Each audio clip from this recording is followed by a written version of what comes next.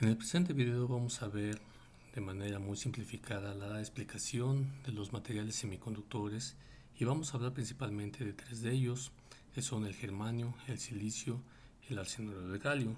En la actualidad hay más elementos semiconductores, inclusive combinaciones de ellos como de silicio germanio por sí solitos, que pueden dar ventajas para diferentes dispositivos eléctricos y electrónicos. Vamos a ver en este caso la introducción de cómo se forma un elemento semiconductor, cuáles son las diferencias entre ellos, cuáles son las ventajas y desventajas y cómo se conforma un elemento semiconductor tipo N o un elemento semiconductor tipo P. Esta teoría la vamos a estar basada totalmente en el libro de Robert Boylestad y Louis Nashelski, por lo cual otorgamos todos los derechos a esta bibliografía. La construcción de cualquier dispositivo electrónico discreto de estado sólido o circuito integrado se inicia con un material semiconductor de la más alta calidad. Los semiconductores son una clase especial de elementos cuya conductividad se encuentra entre la de un buen conductor y la de un aislante.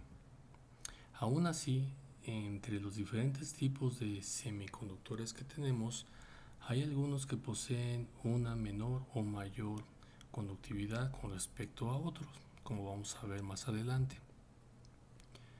Los tres semiconductores utilizados con mayor frecuencia en la construcción de dispositivos electrónicos son el germanio, el silicio, el arsenuro de galio. Sin embargo, como mencionamos hace unos minutos, hay algunas otras combinaciones, como el hecho de combinar el silicio con el germanio para formar una oblea, de tal manera que se tengan las condiciones y las ventajas que posee cada uno de ellos por particular. Para entrar en materia, hablemos primero de lo que es un enlace covalente y qué son los materiales intrínsecos. Primero que todo, sabemos que todos los átomos se componen de tres partículas básicas, que son el electrón, el protón y el neutrón. Los protones y neutrones por sí solitos forman el núcleo del átomo, mientras que los electrones se encuentran en diferentes órbitas de acuerdo al modelo de Bohr. En este caso estamos tomando el modelo de Bohr por su simplicidad de entendimiento, aunque sabemos que en la física moderna este modelo ya no es útil y hay modelos más complejos que representan con mayor eficiencia el comportamiento de este átomo. Como se observa en la siguiente figura, el silicio tiene 14 electrones, el germanio tiene 32, el galio tiene 31 y el arsénico 33. En la figura estamos viendo el del silicio y lo importante de esto son los electrones que tenemos en la órbita más alejada del núcleo. En este caso, en el elemento de silicio tenemos 1, 2, 3, 4 electrones que están lo más alejado de o en la órbita más alejada en comparación con el núcleo de nuestro elemento. En el caso del germanio también tenemos, como habíamos mencionado, 32 electrones, pero los que tenemos como electrones de valencia son 1, 2, 3 y 4. Para el caso del galio mencionamos que tenemos 31 electrones, pero sus electrones de valencia son 1, 2 y 3. Mientras que para el arsénico tenemos 33 electrones, pero sus electrones de valencia son 1, 2, 3, 4 y 5. Entonces estos electrones de valencia, que son los más alejados del núcleo, son de los que vamos a estar hablando más adelante, ya que gracias a sus propiedades no es que vamos a poder formar los enlaces covalentes que vamos a mencionar más adelante y con ello conformar los elementos semiconductores que necesitamos. Los átomos que tienen 4 electrones de valencia, por ejemplo el silicio, como lo mencionamos anteriormente, se llaman tetravalentes, los de 3 se llaman trivalentes y los de 5 se llaman pentavalentes.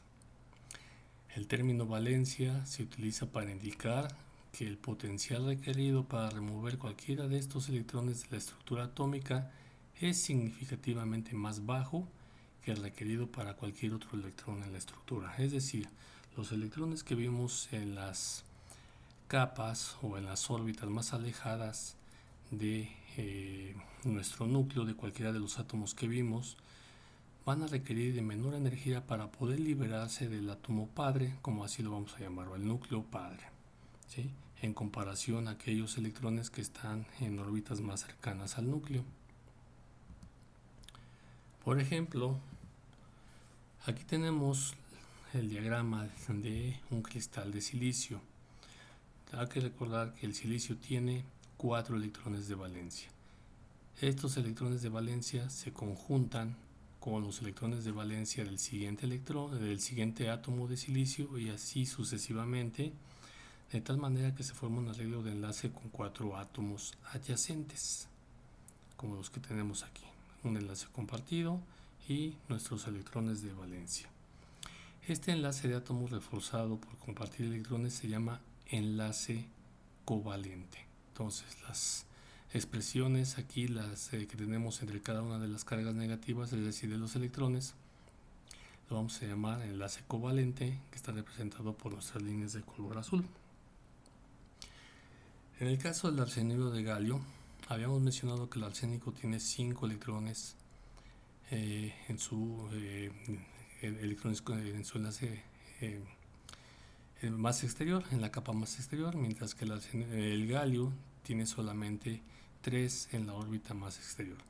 Por lo tanto, van a formar ciertos enlaces covalentes, pero van a quedar algunos que se pueden estar libres o poner más elementos de galio para conformar todos los enlaces covalentes que necesitemos. El término intrínseco se aplica a cualquier material semiconductor que haya sido cuidadosamente refinado para reducir el número de impurezas a un nivel muy bajo. En esencia, lo más puro posible que se puede fabricar utilizando tecnología actual. ¿Qué queremos decir con esto?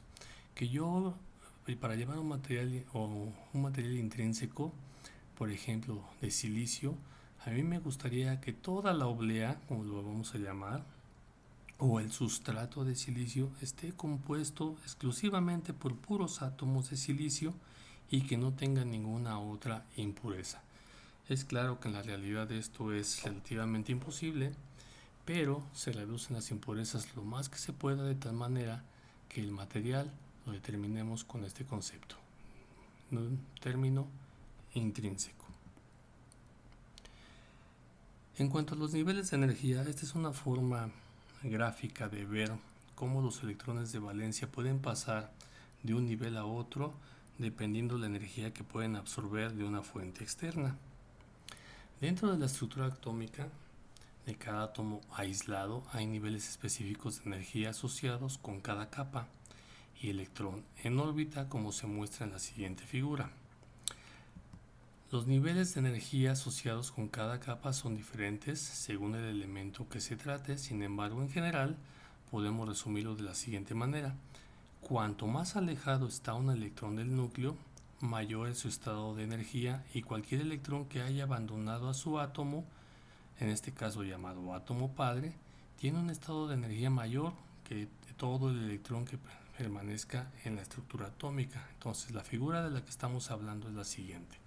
Aquí tenemos representado el diagrama de energías de un aislante, de un semiconductor y de un conductor. Podemos apreciar que el conductor de la banda de valencia, es decir, donde tenemos los electrones en nuestra órbita más alejada del átomo, a la banda de conducción, el nivel de energía requerido es muy pequeñito. Cualquier electrón o cambio de temperatura que tengamos en este material va a hacer que estos electrones pasen de un lado a otro, es decir, de la banda de valencia hacia la banda de conducción. En el caso del aislante, tenemos que la energía que se requiere para pasar de la banda de valencia a la banda de conducción es mucho más grande. Por eso es que este tipo de materiales es difícil que conduzcan corriente a través de ellos. Aquí nos está especificando la referencia que podríamos necesitar valores de energía mucho mayores a 5 electronvolts. En el caso del semiconductor, que es el elemento que nos interesa, la banda de valencia y la banda de conducción están relativamente más cerca en comparación del aislante, pero la brecha energética entre estas dos bandas es un poquito mayor que la que tenemos con la banda de conducción.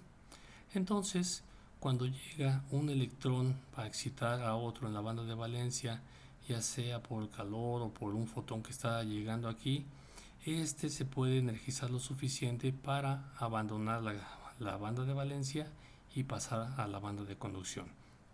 En el caso de los tres semiconductores que hemos estado manejando, tenemos que para el germanio necesitamos una energía de 0.67 electronvolts para pasar o atravesar esa banda, pasarle la banda de conducción de valencia a la de conducción, mientras que para el silicio vamos a requerir un valor un poquito más grande, casi el doble.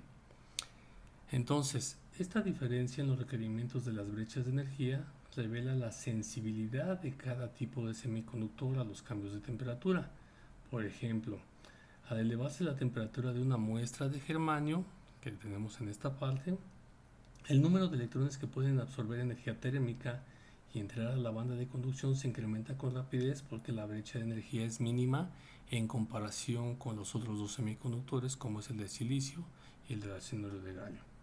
Esta brecha energética también revela qué elementos son útiles en la construcción de dispositivos emisores de luz, como los diodos LEDs, por ejemplo.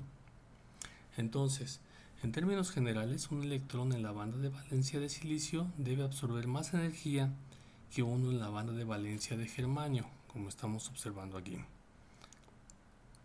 Asimismo, un electrón en la banda de valencia de arsénico de galio debe absorber más energía que uno en la de silicio o de germanio para entrar en la banda de conducción. Cuanto más ancho es la brecha de energía, mayor es la posibilidad de que la energía se libere en forma de ondas luminosas visibles o invisibles, como puede ser el infrarrojo. En el caso de conductores, el traslape de las bandas de conducción y de valencia provoca esencialmente que toda la energía adicional absorbida por los electrones se disipe en forma de calor.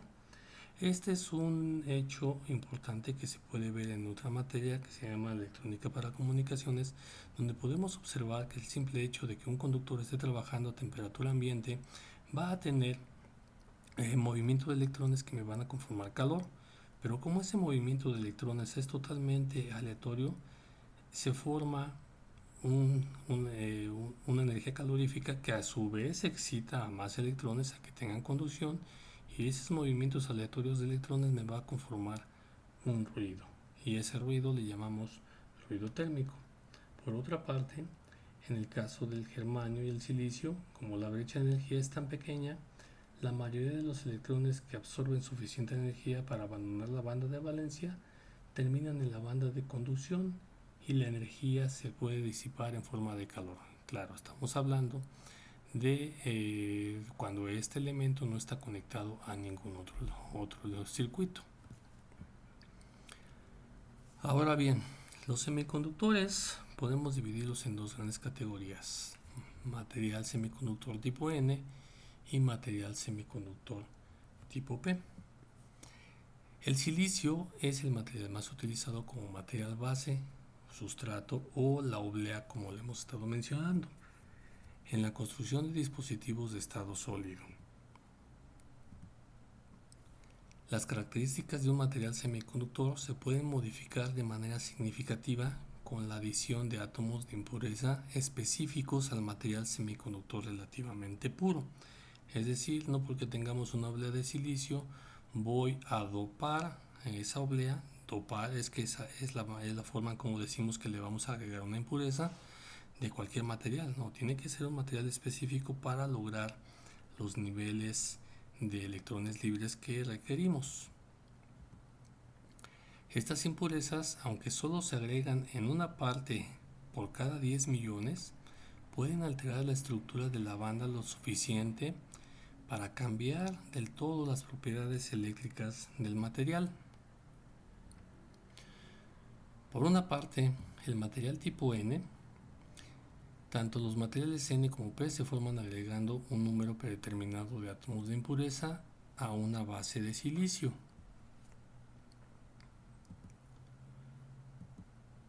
Un material tipo N se crea introduciendo elementos de impureza que contienen 5 electrones de valencia, es decir, los elementos pentavalentes como el antimonio, el arsénico y el fósforo. En esta parte podemos observar una oblea de silicio a la cual se le agregó un átomo, en este caso de antimonio, el cual tiene 5 elementos, 5 electrones en su banda de valencia, la cual forma los 4 enlaces covalentes que se pueden apreciar dentro de la oblea de silicio. Sin embargo, queda un quinto electrón vacío.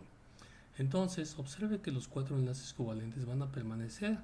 Existe, sin embargo, este quinto electrón, el cual no está asociado con cualquiera de los enlaces covalentes particulares, es decir, este electrón restante puede estar cerca de su átomo padre, pero no va a estar sujeto con la suficiente fuerza, de cierto modo que puede considerarse que es un electrón casi libre para moverse dentro de todo el material tipo N formado por la oblea de en este caso de silicio.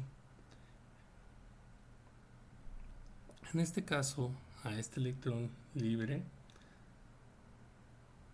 se le ha insertado este átomo de impureza y este electrón libre se puede mover a cualquiera de las partes que nosotros requerimos con un poco de nivel de energía que le pueda llegar a este elemento.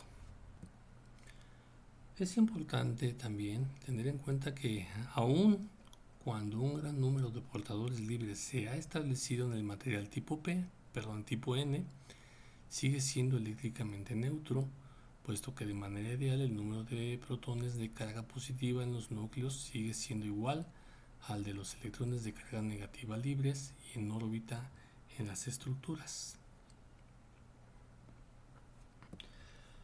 El efecto de este proceso de dopado lo estamos viendo aquí en esta figura. Podemos observar que un nivel de energía discreto llamado nivel donador, es el que tenemos aquí en la marca punteada, aparece en la banda prohibida con una energía que es significativamente menor a la del material intrínseco. Entonces, los electrones libres creados por la impureza agregada, en este caso del ejemplo que vimos que fue el antimonio, se establecen en este nivel de energía y absorben con menos dificultad la cantidad suficiente para moverse de la banda de valencia a la de conducción, aunque bueno, estrictamente hablando no está en la banda de valencia, sino que está en un nivel intermedio. El resultado es que a temperatura ambiente hay un gran número de portadores, que en este caso son los electrones, en el nivel de conducción y la conductividad del material se incrementa de manera significativa. Por otra parte, el material tipo P se forma dopando un cristal de germanio o de silicio puro con átomos de impureza que tienen 3 electrones de valencia. Los elementos más utilizados para este propósito son el boro, el galio y el indio. El efecto de uno de estos elementos, el boro, en una base de silicio se muestra a continuación. Aquí podemos observar la oblea de silicio, bueno, la representación gráfica de la oblea de silicio, en el cual vemos que todos los átomos de silicio tienen sus 4 electrones de valencia formando sus enlaces covalentes, pero cuando tenemos aquí un átomo de boro que solamente tiene 3 electrones en su banda de valencia, queda un vacío. Entonces este vacío resultante se le llama hueco y se denota con un pequeño círculo o con un signo más para indicar la ausencia de carga en este caso. Dados los resultados que mostramos anteriormente, podemos decir que en el estado intrínseco el número de electrones libres en germanio o silicio se debe solo a los electrones en la banda de valencia que adquirieron suficiente energía de fuentes térmicas o luminosas para romper la banda covalente o a las impurezas que no pudieron ser eliminadas. Los vacíos que quedan en la estructura de enlace covalente representan una fuente muy limitada de huecos.